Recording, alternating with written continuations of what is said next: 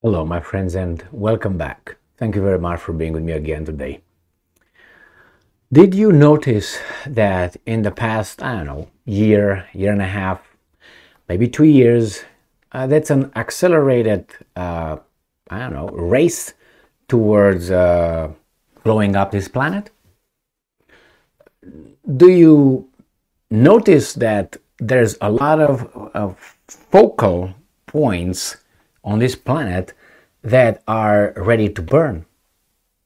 Starting with the location Ukraine, the other one Iran, the other one North Korea, the other one Taiwan. Did you notice this? Everything goes like to a pinnacle, like a critical mass, reaches the critical mass where things gonna just lose control. And it's going that way. And there's one country, one, that fuels this and pushes further and pushes and pushes. And you know what's interesting? That particular country does not fight heads on with those countries from those locations. They fight through other countries' means. In Ukraine or in Europe, they fight the Russians through Ukraine and the Europeans. With Iran, there's going to be a coalition. And North Korea and, put it if you want, China, is going to be the countries in the area. And always this promoter is far away. And is never involved. It's never involved. It's always eager to help. Always eager to help these guys to fight one another. And I think this is because they learned the lesson of the Second World War. What happened then? Well, if you look economically and militarily, this promoter was not the strongest. There were other countries that were strong. So what happened? They fought with one another. They destroyed their economies, their countries, their best people. And then who remained supreme? The promoter.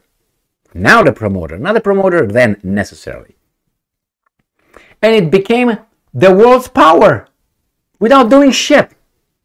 They fought among themselves, ruined, they came in, helped, and then they came and reconstructed Europe, for instance, took over Japan, East Asia.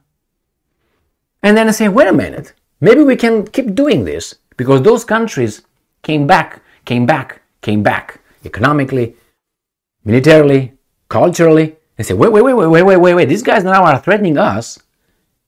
So instead of us, looking up and going up, no, how about we cut these guys' legs, therefore they're going to fall, and we're going to stand again alone on top of everybody. So let's help these guys help themselves. And we're going to just help you. And after you fuck yourselves, guess who's going to reign supreme? The same one. I think that's a good lesson, don't you think? All right, well, what do we have here? We have here a deployment of a submarine by the same country who promotes freedom, democracy, and helps these guys settle scores by pushing things, by pushing things. So let's see what's going on here. I have this article plus two maps. Associated Press. This is an article from today, April 8th, 2023. US deploys guided missile submarine amid tensions with Iran. All right. Tensions between whom and whom? US and Iran? If there's tensions, why are there tensions? Why are there tensions? Oh, look at the map. You might think the tensions are because that's the United States, which is located here and here, might have a border dispute or something. Or maybe Iran, which is right here, right? Might have a problem with the American colonies or anything there? No. So the Americans have a dispute with these guys. Look how many thousands of miles apart. So they send a submarine with guided missiles, I think about 100 and some Tomahawk missiles, right here, amidst tensions with Iran. How can you have tensions? I wonder, did Iran have a problem with you right here? Or you have a problem with them right there? So who's going to whom? Remember about the focals, the little points? One is right here, Ukraine. The other one here is Iran. The other one is here, North Korea, Taiwan. Okay, here you have it. Let's go back to this thing and find how these guys, US, got to have tensions with Iran. How? Who is in whose neighborhood? Dubai, United Arab Emirates. The US Navy has deployed a guided missile submarine capable of carrying up to 154 Tomahawk missiles to the Middle East, a spokesman said Saturday, in what appeared to be a show of force towards Iran following recent tensions. Okay, tensions related to what exactly? What did Iran do to the United States of America? Hello? Any answers? Where are the tensions coming from? Is Iran attacking these guys here somewhere? Or these guys are here somewhere? How these guys got to have tensions with one another, I wonder? We know the answer, don't we? The Navy rarely acknowledges the location or deployment of submarines. A spokesman for the 5th Fleet based in Gulf nation of Bahrain declined to comment on the submarine's mission or what had prompted the deployment. He said the nuclear-powered submarine based out of Kings Bay, Georgia, passed through the Suez Canal on Friday.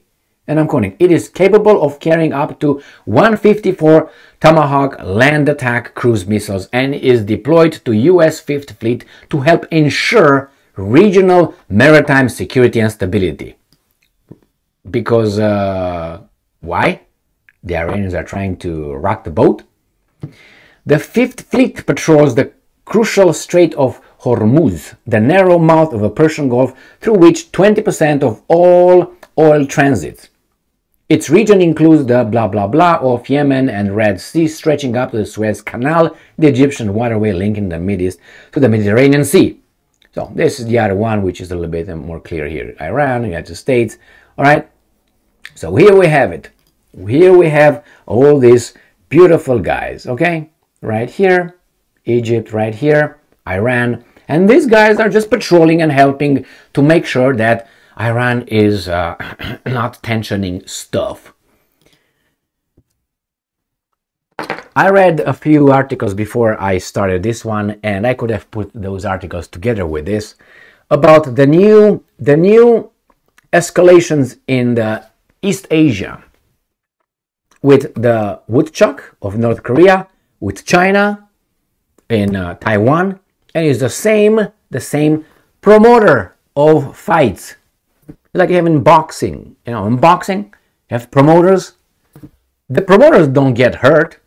They get profit after that. They promote it and get the profit. And those guys bang themselves, and then after they're banged, they get other ones. And other ones and other ones. They always enrich themselves, always more than the boxers. Well, you look at it however you want. I think there's an escalation, and I don't understand how far the promoter will push this shit. Because they're playing with fire, real fire. I don't know exactly. They think that the wars will be contained to conventional wars. That's their hope. That's their hope. You know when things will stop? That's my assessment. I think this promoter will stop doing its shit when an idiot country will detonate a nuclear weapon on someone else or on a territory, in a clear field without people. Just an example. Blow it over there and say next one is going to be on someone else. I think only then the promoter will say, what the fuck have we done? The next one could be on us or on everybody else. And maybe then, only then, they will think about their perks. When their shit, their ass is going to be threatened. Right now they think, oh, they're just going to fight conventional war over there, destroy their economies, their countries, and we're going to come and help with a new Marshall Plan. Until then, they will continue doing this. Why? Because they say they will not, rock the boat that much. They will just shoot in the boat. Boom, boom, boom. Now we're all sinking, you idiot. And it's still working. It's working. And I don't know if the woodchuck will, or maybe Xi Jinping will, and then everybody's going to say, oh my God, they just started. They're crazies. Really? Put yourself in, for instance, in the shoes of, call them however you want, dictators, bad people, crazies, in the woodchuck's shoes, or Xi Jinping's, or Putin's, or Iran. And you see these guys coming close to you, doing all kind of hanky-panky. Imagine you have a house, and you have whatever you have in your house, and you're allowed to have whatever you want in your house and your family, okay? Without the neighbor's acceptance or not. And the neighbor brings other idiots around, and they start shooting around your neighborhood and telling you that you're bad and you need to change and you have to follow orders, and we shoot around you and we place all kind of military infrastructure around you, weapons and all that, satellites flying, spy missions around you, and you should be okay. That's all. They're just children at play. What would you do? And they say, and you tell them, get away, get away. They say, no, you can't tell us that. We don't have nothing. We're not threatening you.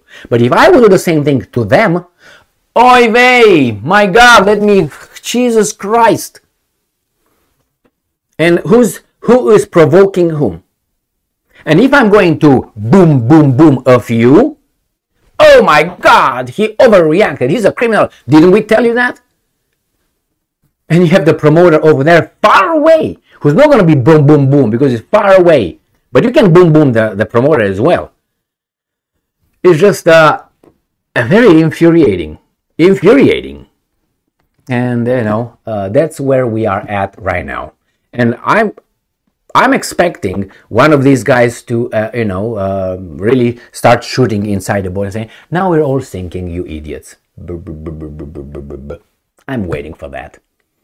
I hope it doesn't happen, but looking at these guys pushing and pushing and pushing and pushing, what do you expect?